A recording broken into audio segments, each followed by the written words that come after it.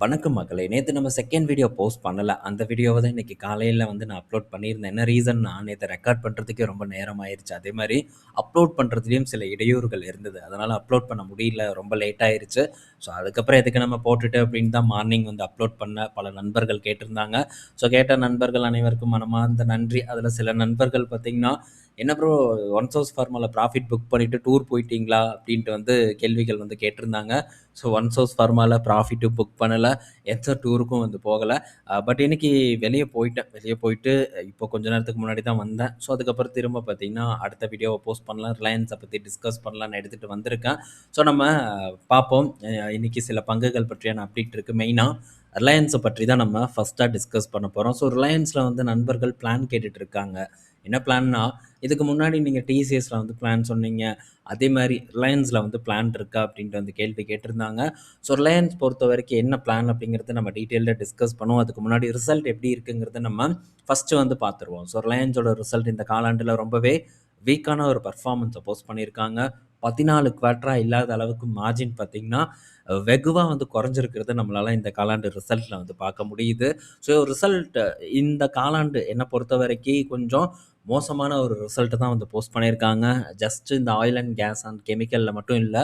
Retail and Jio so எல்லாமே பார்த்தீங்கன்னா, ஒரு நார்மல் பெர்ஃபார்மன்ஸ் தான். ஜியோ கூட ஓரளவு பரவால்ல. பட் இந்த ரீட்டெயில்லயும் பெரிய அளவுக்கான ஒரு பெர்ஃபார்மன்ஸ் இந்த காலாண்டுல இல்ல. ஸோ இந்த காலாண்டுல 20,589 கோடி ப்ராஃபிட்டா போஸ்ட் பண்ணியிருக்காங்க. இது quarter on quarter and year on year கூட கம்பேர் பண்ணும்போது ஒரு டிக்ளைனான ஒரு பெர்ஃபார்மன்ஸ தான் டெலிவர் பண்ணியிருக்காங்க. ஒரு 10 12% வரைக்கும் இவங்களுடைய லாபம் சரிவடைஞ்சிருக்கிறத நம்மளால பார்க்க முடியுது. என்ன ரீசன்னா, ஸோ ரீசென்ட்டா நடந்துட்டு வந்துட்டு இருக்கக்கூடிய இஷ்யூ நம்ம பார்த்துட்டு வந்துட்டுருக்கோம். இதனால இவங்களுடைய ஃப்ரைட் காஸ்ட் கூடியிருக்கு. அதே மாரி இன்சூரன்ஸ் காஸ்ட்டும் பார்த்தீங்கன்னா கூடியிருக்கு. இதனால இவங்களுடைய மார்ஜின் பார்த்தீங்கன்னா, இந்த காலாண்டுல இம்பேக்ட் ஆயிருக்கு. அதுபோக ரீட்டெயில்லயும் பெரிய பெர்ஃபார்மன்ஸ் இல்ல. ஒரு ஃப்ளாட்டான பெர்ஃபார்மன்ஸ் ஏற்பட்டிருக்கு. டிக்ளைன் ஆகல. ஆனா, ஒரு ஃப்ளாட்டான பெர்ஃபார்மன்ஸ் தான் ரீட்டெயில் டெலிவர் பண்ணியிருக்காங்க. ஜியோ பொறுத்தவரைக்கும் ஓரளவு பெட்டர் பெர்ஃபார்மன்ஸ் குடுத்துருக்காங்க. ஸோ, ஜியோவோட ப்ராஃபிட் பார்த்தீங்கன்னா, ஒரு 15% இயர் ஆன் இயர்ல ஓவராலா எஃப்ஐ 26ல உயர்ந்திருக்கு. 30,000 கோடி பார்த்தீங்கன்னா, ப்ராஃபிட்டா போஸ்ட் பண்ணியிருக்காங்க. போன எஃப்ஐ 25ல 26,120 கோடியா இருந்திருக்கு. ரெவென்யூ அண்ட் ப்ராஃபிட் 2மே கணிசமா உயர்ந்திருக்கிறத நம்மளால பார்க்க முடியுது. இது ஃபுல் இயர்க்கான பெர்ஃபார்மன்ஸ். இதுவே நம்ம குவார்ட்டர் ஆன் குவார்ட்டர்ல எடுத்து நம்ம பார்க்கும்போது 13% இயர் ஆன் இயர்ல அவங்க ப்ராஃபிட் உயர்ந்திருக்கு. போன காலாண்டு கூட கம்பேர் பண்ணும்போது வெறும் 4% தான் ப்ராஃபிட் உயர்ந்திருக்கு. ரெவென்யூ பார்க்கும்போது சேம் அதே கதை தான். 2.5% குவார்ட்டர் ஆன் குவார்ட்டர்ல உயர்ந்திருக்கு. இதே இயர் ஆன் இயர்ல பார்க்கும்போது 12.5% உயர்ந்திருக்கு. ஸோ, ஜியோ பார்க்கும்போது இந்த காலாண்டுல 7,900 கோடி ப்ராஃபிட்டா போஸ்ட் பண்ணியிருக்காங்க. ஒட்டுமொத்தம் இந்த 20,000 கோடி வருமானத்துல 7,900 கோடி கிட்டத்தட்ட 8,000 கோடின்னு வச்சுக்கோங்களேன். 8,000 கோடி பார்த்தீங்கன்னா, ஜியோ பிளாட்ஃபார்ம் மூலியமா தான் வந்திருக்கு. So, Jio better performance deliver பண்ணிட்டு இருக்கு. ஸோ, ஒன்ஸ் பெரிய அளவுக்கு கடன் வாங்குனாங்க. டெட் ஃப்ரீ அப்படிங்கிற ஒரு ஸ்டேட்டஸ்ல இருந்த ரிலையன்ஸ் நிறுவனம் கடன மேலும் மேலும் வாங்கி இந்த ஜியோவ உருவாக்கி, இப்போ இந்த ஜியோ பார்த்தீங்கன்னா, கணிசமான ஒரு பங்களிச்சுட்டு வந்துட்டு இருக்கிறத நம்ம கண்கூடா பார்த்துட்டு இருக்கோம். நெக்ஸ்ட்டு ஸோ இந்த செக்மெண்ட்ல கண்டிப்பா பார்த்தீங்கன்னா, நியூ எனர்ஜி பிசினஸும் ஆட் ஆகும். அதுல எந்த சந்தேகமும் இல்ல. அதுவும் ஒரு கணிசமான ஒரு வளர்ச்சிய குடுக்கும் அப்படின்னு தான் என்னோட எக்ஸ்பெக்டேஷன் இருக்கு. ஸோ அது பார்ப்போம். தொடர்ந்து ஒவ்வொன்னா அப்படியே பேஸ்டு மேனர்ல தான் இவங்க இப்போ ஆப்பரேஷனலுக்கு கொண்டு வந்துட்டு இருக்காங்க. ஸோ அத பற்றியான தகவல் வரும்போது, இத பற்றியெல்லாம் நம்ம டீட்டெயில்டா எழுதுறதுக்கு ட்ரை பண்ணலாம். ஸோ நெக்ஸ்ட்டு எஃப்எம்சிஜியோட பெர்ஃபார்மன்ஸ் பார்க்கும்போது, ரிலையன்ஸ் ரீட்டெயிலோட பெர்ஃபார்மன்ஸ் பார்க்கும்போது, ஃப்ளாட்டா தான் இருக்கு. 3,500 கோடி பார்த்தீங்கன்னா, ப்ராஃபிட்டா போஸ்ட் பண்ணியிருக்காங்க இந்த காலாண்டுல. இதுவே போன வருஷம் பார்க்கும்போது 3,545 கோடியா இருக்கு. வெறும் 20 கோடி கிட்ட தான் இவங்களுடைய லாபம் உயர்ந்திருக்கு. ஸோ இந்த ரிலையன்ஸ் ரீட்டெயில் பொறுத்தவரைக்கும் ஃப்ளாட்டான பெர்ஃபார்மன்ஸ். ஆக மொத்தத்தில இது ஒரு 3,500 கோடி, அது ஒரு கிட்டத்தட்ட 8,000 கோடி. ஓவராலா ஒரு 11,500 கோடி கிட்ட பார்த்தீங்கன்னா, இந்த ரீட்டெயில் அண்ட் ஜியோ 2மே கான்ட்ரிபியூட் பண்ணியிருக்கு. ஆல்மோஸ்ட் பாதிக்கு மேல இந்த ஆயில் அண்ட் கேஸுக்கு பீட் பண்ண ஒரு பெர்ஃபார்மன்ஸ இந்த 2 செக்மெண்ட்டும் டெலிவர் பண்ணியிருக்கிறது ஒரு பெரிய விஷயமா பார்க்கப்படுது. பட் இந்த மார்ஜின் பிரஷர்னால இந்த ரிலையன்ஸ் நிறுவனத்தோட மெயின் பிசினஸ் கொஞ்சம் டல் ஆயிருக்கு. பட் இது அப்கமிங் குவார்ட்டர்ஸ்ல ரிவைவ் ஆகும். இந்த மாதிரியான இஷ்யூ முடிஞ்சா அப்படின்ட்டு நம்ம எதிர்பார்க்கலாம். ஸோ நெக்ஸ்ட்டு இந்த எஃப்எம்சிஜியை பொறுத்த வரைக்கும் 3வது பெரிய கம்பெனியா இப்போ ரிலையன்ஸோட எஃப்எம்சிஜி மாறியிருக்கு. அதுவும் கேம்பா பாருங்க. 4700 கோடி இந்த காலாண்டில் வந்து விற்றுருக்காங்க. ஸோ பெட்டர் பர்ஃபார்மன்ஸ் கேம்பா வந்து டெலிவர் பண்ணியிருக்கு. ஸோ 2 மடங்கு 1 மடங்கு அப்படிங்கிற ஒரு வளர்ச்சியை ரிலையன்ஸோட எஃப்எம்சிஜி பிஸ்னஸ் வந்து டெலிவர் பண்ணியிருக்கு. ஸோ இந்த இந்த சாஃப்ட் ட்ரிங்கை பொறுத்த வரைக்கும் 4வது இடத்துல ரிலையன்ஸ் வந்து இருக்காங்க. ஸோ விரைவில் பார்த்தீங்கன்னா அதை எக்ஸ்பேண்ட் பண்ணுறதுக்கும் இருக்காங்க. அதே மாதிரி வாட்டர் பிஸ்னஸை பொறுத்த வரைக்கும் 3வது இடத்துல இருக்காங்க கேம்பஸ் ஷோர். அதுவும் பார்த்தீங்கன்னா நல்லாவே ஒரு விற்பனையை வந்து கொடுத்துட்ருக்கு. அது போக இண்டிபெண்டன்ஸ் பிராண்டும் ஒரு பெட்டர் பர்ஃபார்மன்ஸை வந்து டெலிவர் பண்ணிட்டு இருக்கு. அதுவும் 2.5 மடங்குக்கு மேலே வளர்ச்சியை கொடுத்துருக்கு. ஸோ ஓவராலாக பார்க்கும்போது எஃப்எம்சிஜி பிஸ்னஸ் கணிசமாக வளர்ந்துட்டு இருக்கு. ஒரு வருஷத்தில் 22,000 கோடி கிட்ட பார்த்தீங்கன்னா எஃப்எம்சிஜியில் ரெவன்யூவை ரிலையன்ஸ் எஃப்எம்சிஜி வந்து ஜெனரேட் பண்ணியிருக்கு. இது ஒரு பெரிய விஷயமா பார்க்கப்படுது. ஏன்னா கணிசமான growth. பட் அதுக்கு நிறைய தியாகங்கள் நடக்குது. ஸோ பெரிய அளவுக்கு விளம்பரங்கள் போயிட்டு இருக்கு. ஸோ அதில் எக்ஸ்பென்ஸ் பண்ணணும். அதே மாதிரி மார்ஜினையும் வந்து இழப்பாங்க. ஸோ கம்மியான ஒரு ரேட்டுக்கு வந்து கொடுப்பாங்க.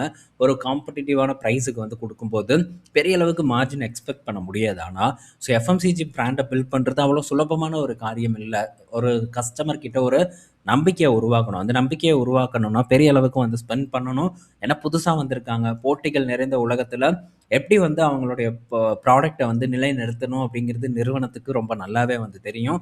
ஸோ அதை செழிப்பாகவும் சிறப்பாகவும் வந்து பண்ணிட்டு வந்துட்டு இருக்காங்க ரிலையன்ஸ் நிறுவனம் அப்படிங்கிறத நம்ம ஒத்துக்கிட்டு தான் ஆகணும். ஸோ ஆக மொத்தத்தில் நம்ம பார்த்துருப்போம் ரீட்டைல் ஃப்ளாட்டு அண்ட் இந்த O2C பார்க்கும்போது டிக்லைன் மார்ஜின் டிப் நடந்திருக்கு. ஜியோ பிளாட்ஃபார்ம் மட்டும் ஓரளவு பர்ஃபார்ம் பண்ணியிருக்கு. ஓவராலாக சுமாரான ஒரு பர்ஃபார்மன்ஸை தான் இந்த காலாண்டு ரிலையன்ஸ் போஸ்ட் பண்ணியிருக்காங்க.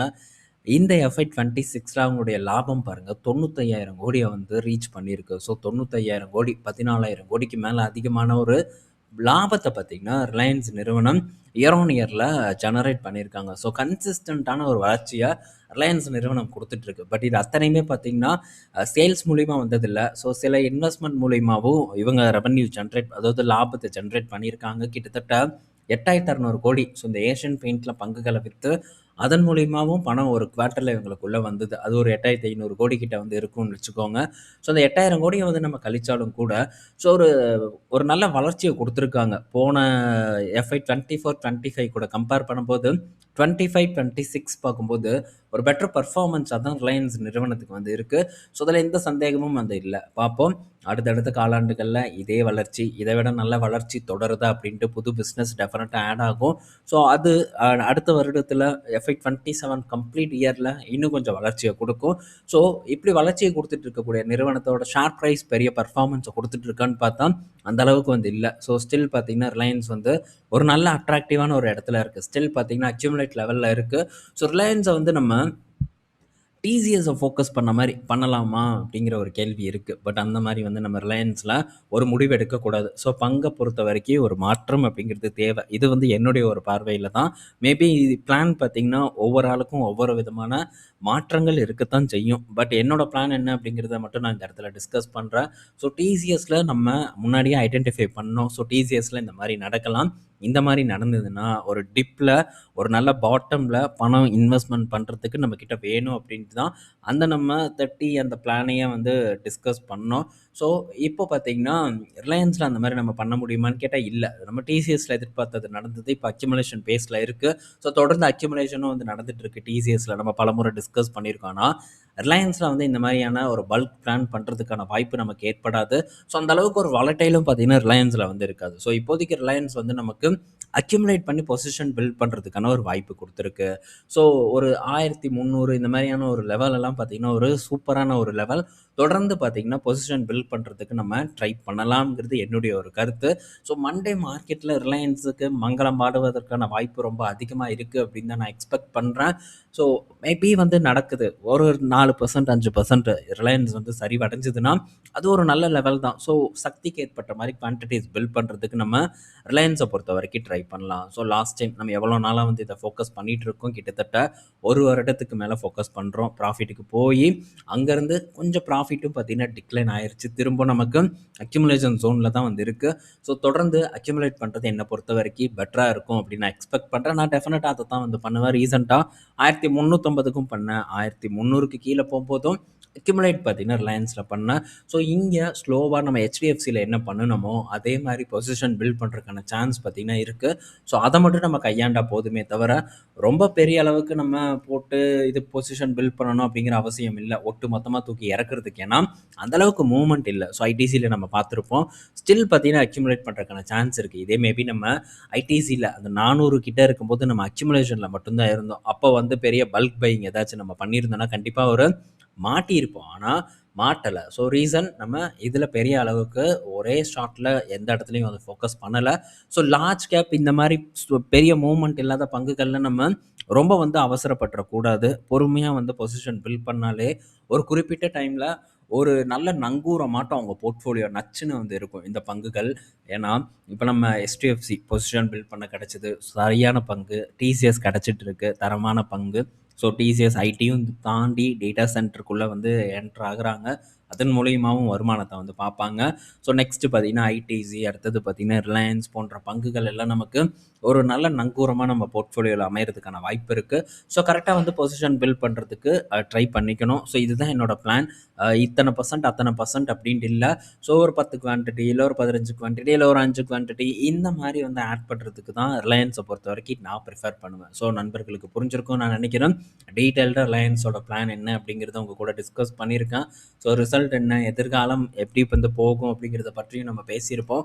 இது யூஸ்ஃபுல்லா இருக்கும்னு நான் நினைக்கிறேன். ஸோ லார்ஜ் கேப்ல நம்ம உடனே வந்து எக்ஸ்பெக்ட் பண்ணக்கூடாது. பணம் சீக்கிரம் வந்து ஒரு ரிட்டர்னை கொடுக்கணும், நல்ல ஒரு ஏற்றத்தை கொடுக்கணும் அப்படின்ட்டு நம்ம லார்ஜ் கேப்பை பொறுத்த வரைக்கும் எக்ஸ்பெக்டே பண்ணக்கூடாது. அப்படியே எக்ஸ்பெக்ட் பண்ணணும்னா ஏமாற்றம் தான் வந்து கிடைக்கும். 3 வருடங்கள் ஆகலாம், 5 வருடங்கள் ஆகலாம், எவ்வளோ வேணா ஆகலாம். ஐடிசி எல்லாம் பாருங்க எத்தனை வருடமா ஒரே இடத்துல வந்து இருக்குன்ட்டு. ஸோ அதனால ரொம்ப பெருசா வந்து எக்ஸ்பெக்ட் பண்ணோம்னா 3 வருடமா பார்த்தீங்கன்னா, ஆல்மோஸ்ட் 3, 4 வருடமா ஐடிசி எந்த ஒரு சேஞ்சஸும் இல்ல. ஸோ இது என்ன லெவல்? இதெல்லாம் பார்த்தீங்கன்னா, நமக்கு அக்யூமுலேட் பண்றதுக்கான ஒரு லெவலா நம்ம பார்க்கணுமே தவிர, ஸோ மற்றபடி பெரிய அளவுக்கு ரிட்டர்ன் நீங்க எதிர்பார்க்கக்கூடாது. ஆனா, நமக்கு இன்னொரு சைடு இருக்குங்க. ஓரளவு small cap and mid cap போன்ற இடத்துல நமக்கு அருமையான வாய்ப்புகள் அப்பப்போ கிடைச்சுக்கிட்டு தான் வந்து இருக்கு.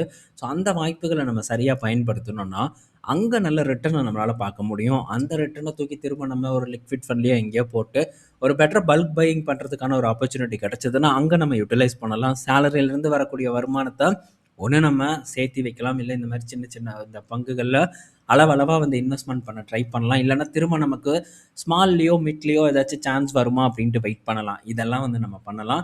ஸோ இந்த மாரி பண்ணணும்னா சரியா நம்ம போவோம் மார்க்கெட்ட பொறுத்தவரைக்கி. ஸோ எப்பவும் நம்ம கையில பணம் இருக்கும். கரெக்ட்டா வந்து யுட்டிலைஸ் பண்றதுக்கும் உதவிகரமா இருக்கும். ஸோ தொடர்ந்து இத பற்றியெல்லாம் நம்ம டிஸ்கஸ் பண்ணுவோம். பங்குகள் வைஸ்ல நம்ம அத பற்றி தெளிவா வந்து பேசுவோம். அதனால புரிதல் இன்னும் நண்பர்களுக்கு ஏற்படும்னு நான் நினைக்கிறேன். ஸோ பார்ப்போம். அப்கமிங் வீடியோஸ்ல ஒண்ணொண்ணா நம்ம இத பற்றியெல்லாம் டிஸ்கஸ் பண்ணலாம். ஸோ அடுத்தது ஸோ ஜேஎஸ்டபிள்யூ மோட்டார் பார்த்தீங்கன்னா, டாடா லக்ஸி கூட வந்து ஒரு பார்ட்னர்ஷிப் பண்ணியிருக்காங்க. எதிர்கால திட்டத்துக்காக, எதிர்கால ஒரு பிளாட்ஃபார்ம் கிரியேட் பண்ணுறதுக்காக, ஸோ இப்போ இருந்தே பார்த்தீங்கன்னா, ஒரு ஆர்&டி சென்டர் அமைச்சு டாடா லக்ஸி கூட சேர்ந்து பார்ட்னர்ஷிப் பண்ணி உழைக்க போறதா ஒரு தகவல் வந்து நமக்கு கிடைச்சிருக்கு. ஸோ ஜேஎஸ்டபிள்யூ மோட்டார்ஸ் ரொம்ப சீரியஸா வந்து இறங்கியிருக்காங்க. அதாவது ஜேஎஸ்டபிள்யூ குரூப் வந்து இறங்கியிருக்காங்க இந்த ஆட்டோ செக்டர் பிசினஸ்ல. குறிப்பா பார்த்தீங்கன்னா, சைனீஸ் நிறுவனங்கள் கூட சேர்ந்து தான் இந்த விஷயத்தையே வந்து பண்றாங்க. ஸோ பார்ப்போம் ஃபியூச்சர்ல ஒரு நல்ல ஒரு ஒரு வாய்ப்பு இருக்கும் அப்படின்னு நான் எக்ஸ்பெக்ட் பண்றேன். இந்தியா மார்க்கெட் எப்படி பண்றாங்க, எப்படி பிரைசிங் பண்றாங்கங்கிறது ரொம்ப முக்கியம். இந்த G2, T2 எல்லாம் வருது. ரூ. 40,00,000 இருக்கும் அப்படின்ட்டு எக்ஸ்பெக்டேஷன் வந்து இருக்கு பிரைஸ். அதே மாரி அந்த இன்னொரு கார் இருக்கு. ஐகார் V23 நெனைக்கிறேன். கரெக்ட்டா மாடல் பேர் சொல்றேனான்னு தெரியல. அந்த ஒரு காப்பி கார் பார்த்தீங்கன்னா, ஒரு 20 லேக்ஸ்க்கு வரும். ஈவி தான் ஃபுல்லா. 20 லேக்குக்கு வரும் அப்படிங்கிற ஒரு எதிர்பார்ப்பு இருக்கு. ஸோ அது கூட ஒரு நல்ல பிரைஸ்ல வந்து அவங்க லான்ச் பண்றாங்க. பட் பார்ப்போம். எந்த அளவுக்கு ஒரு வெற்றி இந்த ஜேஎஸ்டபிள்யூ மோட்டாருக்கு கிடைக்கும் அப்படிங்கிறத. ஸோ அடுத்தது ஆர்பிஎல் பேங்க் கிட்ட இருந்து அப்டேட். ஆர்பிஎல் பேங்கோட ரிசல்ட் வந்திருக்கு. ஸோ போன காலாண்டு கூட கம்பேர் பண்ணும்போது ஒரு நார்மலான ரிசல்ட் தான். இது ஒண்ணும் ரொம்ப பெருசாலாம் இல்ல. பட் போன ஒரு வருஷத்துல மட்டும் கடந்த ஒரு வருஷத்துல இந்த பங்கு பார்த்தீங்கன்னா, டபுள் த ரிட்டர்ன பார்த்தீங்கன்னா டெலிவர் பண்ணியிருக்கு. ஸோ ரூ. 150 கிட்ட இருந்தது. இப்போ ரூ. 320 கிட்ட பார்த்தீங்கன்னா ட்ரேட் ஆயிட்டு இருக்கு. நல்ல பெர்ஃபார்மன்ஸ் அத்தன பஞ்சாயத்து இருந்தும் கூட இந்த பங்கு ஒரு ஏற்றத்த வந்து குடுத்துருக்குன்னா, அதிசயம் அப்டின்னே நம்ம சொல்லலாம். பட் நல்ல பங்குகள் HDFC எல்லாம் பார்த்தீங்கன்னா, படுத்தே கிடக்குறான். அவன்லாம் என்னைக்கு ஏறுவான்னு தெரியாது. ஆனா ஏறுனா சூப்பரான ஒரு பெர்ஃபார்மன்ஸ் போர்ட்ஃபோலியோல நடக்கும். அப்படியே பார்த்தீங்கன்னா, ஏறுனதுக்கப்புறம் ஒரு லெவல ஃபாலோ பண்ணி அந்த இடத்துலயே நிக்கிறதுக்கான சான்சஸும் இருக்கு. ஆனா எப்ப நடக்கும் நமக்கு தெரியாது. அதுவரைக்கும் காத்துட்டு இருப்பத தவிர வேற வழி இல்ல. ஸோ பார்ப்போம். இப்ப இந்த ஆர்பிஎல்லோட பெர்ஃபார்மன்ஸ் பார்த்தீங்கன்னா, 230 கோடியா இருக்கு இந்த காலாண்டுல. போன காலாண்டு கூட கம்பேர் பண்ணும்போது சின்ன மார்ஜினலான ஒரு குரோத் குடுத்துருக்காங்க. இயர் ஆன் இயர் கூட கம்பேர் பண்ணா பெட்டர் பெர்ஃபார்மன்ஸா வந்து நமக்கு தெரியுது. அதே மாரி அசெட் குவாலிட்டியும் இம்ப்ரூவ் ஆயிருக்கு. நெறைய பார்த்தீங்கன்னா, அசெட் ரீகன்ஸ்ட்ரக்ஷன் கம்பெனிக்கு இவங்களுடைய பேட் லோன்ஸ வந்து வித்தாங்க. கொஞ்சம் குவார்ட்டர்ஸ்க்கு முன்னாடி. அது இப்போ ஓரளவுக்கு ரிஃப்ளெக்ட் ஆகுது ஆர்பிஎல் பேங்கோட அசெட் குவாலிட்டி நல்லா இருக்கிறதுக்கு. ஸோ அடுத்தது ஐடிஎஃப்சி ஃபர்ஸ்ட் பேங்கோட ரிசல்ட் வந்திருக்கு. ஸோ ஐடிஎஃப்சி ஃபர்ஸ்ட் பேங்கோட பெர்ஃபார்மன்ஸ் வழக்கம் போல டிக்ளைன் தான் ஆயிருக்கு. ஏதாச்சும் ஒரு புது பிரச்சனை ஐடிஎஃப்சி ஃபர்ஸ்ட் பேங்க்ல வந்துக்கிட்டே தான் இருக்கு. ஸோ இது என்னைக்கு இதெல்லாம் நிற்கும் அப்படின்ட்டு நம்மளால உறுதியாக வந்து சொல்ல முடியாது. ஸோ ரொம்ப வருடமாக ஒரு கிட்டத்தட்ட 3 வருடத்துக்கு மேலே இங்கேயும் பெரிய பர்ஃபார்மன்ஸ் இல்லை. ஸோ ஒரு காலத்தில் ஓஹோன்னு இருந்தது. இப்போது அந்த ஓஹோன்னு இருக்கா அப்படின்ட்டு தெரியல. ஸோ நான் வந்து ரீட்டைல் இன்வெஸ்டர் மத்தியில் வந்து சொல்கிறேன். பட் இன்னும் இதுக்கு பல ஃபேன்ஸ் வந்து இருக்காங்க. ஃபேன் பேஸ் அதிகமாக இருக்கக்கூடிய பங்குல இதுவும் ஒரு பங்கு அப்படின்ட்டு தான் நம்ம எடுத்துக்கணும். 319 கோடி. ஸோ சில பேர் வந்து 80, 100 கோடி கிட்ட பண்ணுவாங்கன்னு எதிர்பார்த்தாங்க. பட் அதெல்லாம் தாண்டி ஓரளவு பெட்டர் பர்ஃபார்மன்ஸை கொடுத்துருக்கு. ரீசன் என்னென்னா ப்ரொவிஷனை பெரிய அளவுக்கு குறைச்சிருக்காங்க. ஸோ ப்ரீ ப்ரொவிஷன் ப்ராஃபிட் பார்க்கும்போது டிக்ளைன் ஆகிருக்கு ஐடிஎஃப்சி ஃபர்ஸ்ட் பேங்க்குக்கு. ஆனால் ப்ராஃபிட் பார்க்கும்போது ஓரளவு க்ரோவாக இருக்கிறதுக்கான ரீசன் என்னென்னா ப்ரொவிஷன் டிக்ளைன் ஆனது தான் மெயின் ரீசனாக இருக்குது. ஸோ இந்த குவார்ட்டரில் ஓரளவாச்சும் பர்ஃபார்மன்ஸை வந்து மெயின்டைன் பண்ணுறதுக்கு பார்ப்போம். அடுத்து புது பிரச்சனை எதுவும் வராமல் இருக்கணும். இன்கேஸ் ஏதாச்சும் திரும்ப வந்து தலை தூக்குச்சுன்னா அது ஐடிஎஃப்சி ஃபர்ஸ்ட் பேங்க்குக்கு ஒரு பெரிய அடியாக வந்து இருக்கும். கண்டிப்பாக நம்பிக்கை இழக்கப்படும் அப்படின்னு நம்ம சொல்லலாம். ஒவ்வொரு பிரச்சனையும் வரும்போது சிஇஓ வெளியே வந்து டக்குன்னு ஏதாச்சும் ஒன்று பேசி நாங்கள் இப்படி பண்ணிடுவோம் அப்படி பண்ணிடுவோம் அப்படின்னு சொல்கிறாங்க. பட் அது ஓகே ஆகுது. பட் அதுக்கு அடுத்தது புதுசாக ஒரு பஞ்சாயத்து ஏற்படுவது அவ்வளோ நல்லது இல்லாத மாதிரி தான் நான் ஃபீல் பண்ணுறேன். பட் இருந்தாலும் இந்த வேல்யூவேஷனுக்கெல்லாம் இது ஒர்த் இல்லை. HDFC பேங்க் 2 டைம்ஸில் கிடைக்குது. இது பாருங்கள் வெறும் 67 ரூபாயில் இருக்குது. ஒரு டைம் வந்து 100 ரூபாயில் இருக்கும்போது ரொம்ப சீப் அப்படின்னு சொன்ன பேங்க் இப்போ 67 ரூபா கிட்ட இருக்குது. 1.2 டைம்ஸ் வந்து இருக்குது. ஸோ இந்த வேல்யூ டெஃபினட்டாக நமக்கு ஓகே இல்லை. இதெல்லாம் வந்து நல்ல அடிமாட்ட ப்ரைஸுக்கு. இது மட்டும் இல்லைங்க, இந்த மாதிரி சைஸில் இருக்கக்கூடிய பேங்க்ஸை நம்ம ஒரு நல்ல அடிமாட்ட விலைக்கு வாங்கினா தான் நமக்கு நல்ல ரிட்டர்ன் வந்து கிடைக்கும். ரிஸ்க்கை வந்து நம்மளால் தவிர்க்க முடியும். அதர்வைஸ் நம்ம ரிஸ்கில் மாட்டிக்குமோ காலகாலத்துக்கு இந்த பங்கை வச்சு நம்ம அப்படியே சாமி கும்பிட்டுட்டு இருக்கிறத தவிர வேறு வழி இல்லை. ஸோ இந்த மாதிரி பங்கு கீழே இறங்கிருச்சு அப்படின்ட்டு நம்ம விற்போமா? நம்ம விற்கவும் மாட்டோமே. ஏன்னா அது நம்ம என்னைக்கு ப்ராஃபிட்டுக்கு திரும்புதோ அன்றைக்கி தான் விற்கணும் அப்படின்ட்டு ஒரு கொள்கையே ரீட்டைல் இன்வெஸ்டர் மத்தியில் இருக்கும். ஏன்னா நானும் இதெல்லாம் தாண்டி தானே வந்திருக்கேன். நானும் ஒரு பங்கு வாங்குவேன். நஷ்டம் ஆச்சுன்னா வச்சுக்கிட்டே இருப்பேன். வச்சு வச்சு வச்சு கொஞ்சம் கொஞ்சமாக வாங்கி கடைசியில் விற்கவும் மனசே வராது. பெரிய ஒரு நஷ்டத்தை தான் வந்து பார்ப்பேன். நான் இந்த மாதிரி ஒரு பெரிய பங்குலேயே வந்து சிக்கியிருக்கேன். அந்த சிக்கல் தான் பெரிய அளவுக்கான ஒரு விழிப்புணர்வை எனக்கு ஏற்படுத்தியிருக்கு. ஸோ அதுக்கு நான் ஒரு ஃபீ கட்டியிருக்கேன் அப்படின்னே வந்து நான் சொல்லுவேன். அந்த அளவுக்கு மோசமான ஒரு ஸ்டாக் பிக்கிங்கை நான் வந்து பண்ணினேன். ஸோ 22 அந்த டைமில் வந்து நான் பண்ணினேன். ஸோ அது மிகப்பெரிய ஒரு ஒரு ஒரு பெரிய இழப்பாக வந்து எனக்கு ஏற்பட்டது. பட் அந்த இழப்பு கொஞ்சம் வலியை கொடுத்தாலும் கூட முன் வந்து நான் ஒத்துக்கிட்டேன். நான் பண்ணது தப்புங்க இந்த இடத்துல அப்படின்ட்டு ஒத்துக்கிட்டு, ஸோ அதுலேருந்து நான் கம்ப்ளீட்டாக வெளியே வந்தேன். நஷ்டத்தை நான் பார்க்கல. கண்ணை மூடிட்டு வந்து வெளியே வந்தேன். ஸோ அதுலேருந்து வெளியே வந்தது பெரிய அளவுக்கான ஒரு நம்பிக்கையை ஏற்படுத்துச்சு. ஏன் இதெல்லாம் பார்க்கக்கூடாது, ஜஸ்ட் ரேஷியோ இந்த இதெல்லாம் பார்க்கக்கூடாது அப்படிங்கிற ஒரு ஒரு விழிப்புணர்வு கம்ப்ளீட்டாக வந்து என்னுடைய எக்ஸ்பீரியன்ஸ் மூலிமா வந்து கிடச்சிது. ஸோ ரொம்ப அதுக்கு தேங்க்ஸ் தான் வந்து சொல்லணும். அது எல்லா இன்வெஸ்டர் வாழ்க்கையிலையும் வந்து நடக்கும். நடக்காமல் யாரும் கடந்தே போக முடியாது. பட் அது ஒன்று நடந்தும் நீங்கள் மார்க்கெட்டில் இருந்தீங்கன்னா கண்டிப்பாக மார்க்கெட்டில் பல விஷயங்களை வந்து தெரிஞ்சுக்குவீங்க. ஸோ அந்த மாதிரி அனுபவம் உங்களுக்கும் இருக்கலாம். அதை நீங்கள் தாராளமாக கமெண்ட் செக்ஷனில் ஷேர் பண்ணுங்கள். படிக்கக்கூடிய மற்ற நண்பர்களுக்கு இது ஒரு உந்துதலை ஏற்படுத்தும். ஸோ அவங்களும் இன்னும் யோசித்து தப்பு பண்ணிட்டோமா, அந்த தப்பை ஒத்துக்கிட்டு வெளியே வராங்களா அப்படிங்கிறத அவங்க யோசிக்கணும். அதுக்கெல்லாம் அது கண்டிப்பாக ஒரு உந்துதலை ஏற்படுத்தும்னு நான் நினைக்கிறேன். ஸோ நம்ம அடுத்த வீடியோவில் நாளைக்கு வந்து மீட் பண்ணலாம். இந்த வீடியோ பயனுள்ளதாக இருக்கும்னு நான் நினைக்கிறேன். ஸோ கேள்விகளை கேளுங்க. நம்ம அதை பற்றி நம்ம நாளைக்கு கூட டிஸ்கஸ் பண்ணுறதுக்கு ட்ரை பண்ணலாம். வீடியோ பயனுள்ளதாக இருந்ததுன்னா மறக்காமல் லைக் பண்ணுங்கள். புதுசாக வர நண்பர்களுக்கும் பயனுள்ளதாக இருந்ததுன்னா லைக் பண்ணிவிட்டு நம்ம சேனலை சப்ஸ்கிரைப் பண்ணுங்கள். நாளைக்கு நம்ம மீட் பண்ணுவோம். பாய் மக்களே.